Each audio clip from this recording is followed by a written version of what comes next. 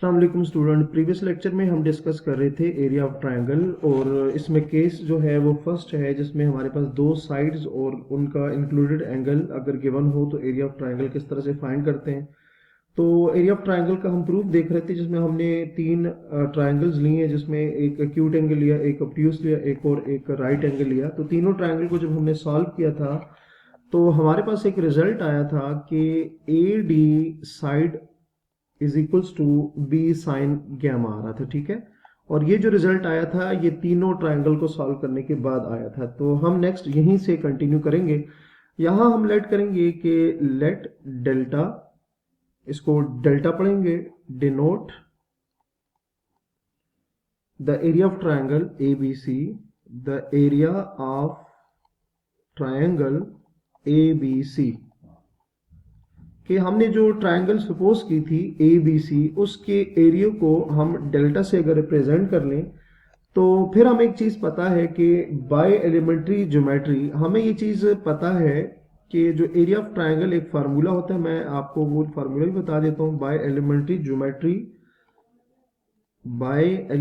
Geometry we know that कि area of triangle जो है ना, ये अभी मैंने आपको बताया कि बेसिकली जो डेल्टा है ये एरिया ऑफ ट्रायंगल को शो करेगा। एरिया ऑफ ट्रायंगल जो होगा वो इक्वल आता है 1/2 बेस इनटू एल्टीट्यूड या हाइट। एल्टीट्यूड या हाइट का एक ही मतलब होता है, ठीक हो गया। अच्छा, यहां पर जो ट्रायंगल्स हमने बनाई थी वहां से अगर देखें तो डेल्टा या area of triangle is equals to, जो बेस थी वो हर जगह हमने बी सी ही कंसिडर की थी, ठीक है। और एल्टीट्यूड का मतलब क्या होता है, किसी भी ट्रायंगल का जो परपेंडिकुलर लेंथ होती है वो हमारे पास क्या होगी, उसकी एल्टीट्यूड होगी। तो तीनों केसेस में जो एल्टीट्यूड था, जो परपेंडिकुलर था, वो हमारे पास ए डी था, ठीक है। तीनों केसेस में हमारे पास जो एल्टीट्यूड था उसको हमने ए डी से, एल्टीट्यूड का मतलब जो परपेंडिकुलर लेंथ होती है ऑफ ट्रायंगल, उसको हम क्या कहते हैं, उसको एल्टीट्यूड कहेंगे। क्लियर होगी बात। अच्छा, अब यहां से हमने सिंपल क्या करना है, वैल्यूज पुट करनी है। So delta is equals to 1/2, ठीक हो गया।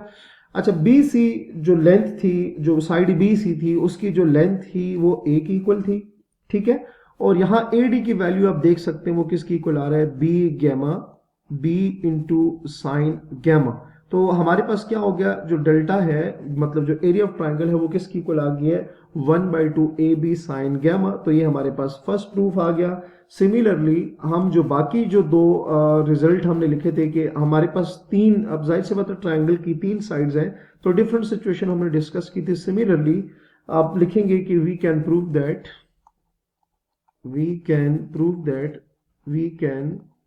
दैट हम जो बाकी दो केसेस है उसको भी प्रूव कर सकते हैं, जैसे कि डेल्टा इज इक्वल्स टू 1/2।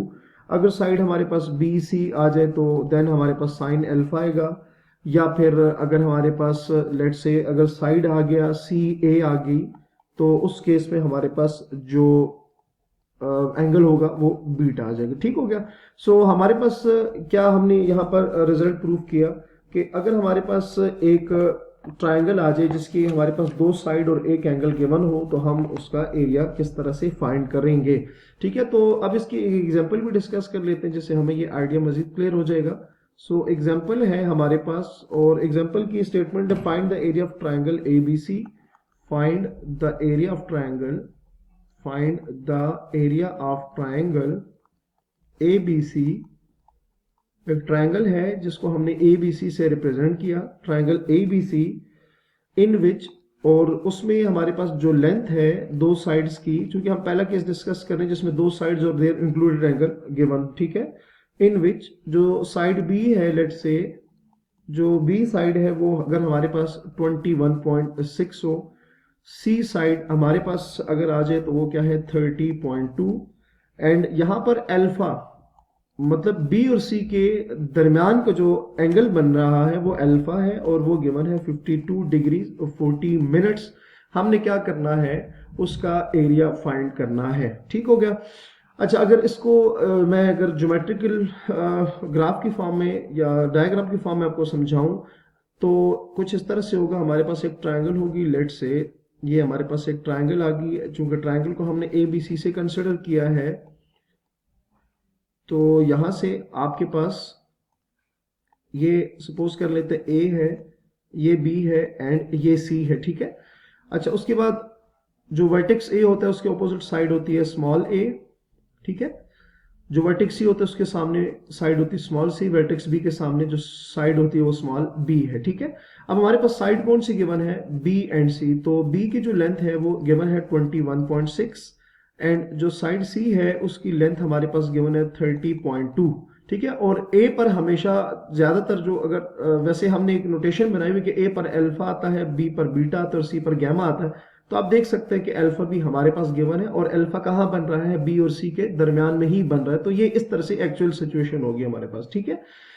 अच्छा, अब हमारे पास जो एरिया ऑफ ट्रायंगल है उसके हमने 3 फार्मूलाज पढ़े हैं, ठीक है। मैं वो तीनों आपको दोबारा लिख के दे देता हूं ताकि हमें क्लियर हो सके कि हमने कौन सा फार्मूला अप्लाई करना है।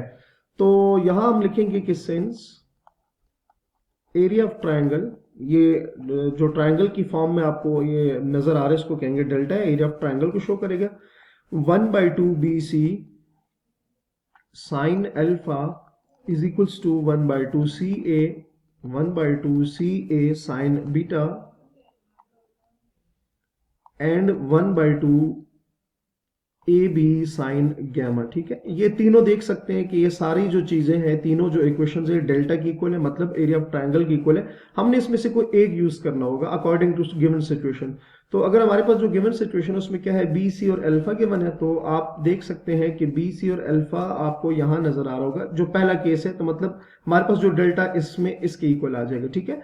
अगर ऐसा होता कि सी ए और साइन बीटा होता तो ये जो डेल्टा है फिर ये इसके हम इक्वल लिखते। तो यहां से फिर हम लिखेंगे कि delta is equals to 1/2 B C sine alpha.